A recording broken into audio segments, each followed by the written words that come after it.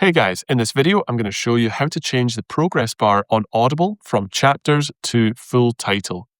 And if this video has been helpful, I'd really appreciate a like and subscribe to this channel. So let's get into it. Essentially, I'm on the Audible app for iPhone.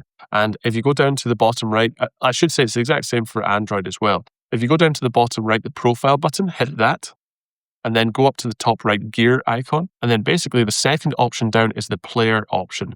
Press in there. And now you can see the second setting. It says progress bar. Change the listening duration played in the progress bar. And so if we actually go to Main Street Millionaire right now, I'm going to show you what the audiobook currently looks like. If you go in there, you will see basically it says opening credits. And then you can scroll along and you can go through the entire audiobook. If you scroll, you're going to chapter 2, chapter 1. So let's go back and go to the progress bar.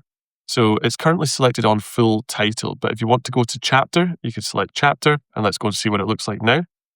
So the entire progress bar will be in that one chapter, if that makes sense, and we can scroll a lot easier. You can go to a very specific section, like 1 minute, 59 seconds within that chapter, or you can go to 46 minutes and 20 seconds in that chapter. If we go out of here and select full title, then go back, it's going to be very, very hard to select a specific point within that chapter. Hopefully that makes sense, and hopefully it has been helpful. If this video has been, then I would really appreciate a like and subscribe to the My Tech Mastery YouTube channel. And if you do have any questions or comments, feel free to leave them down below as well. Thanks very much.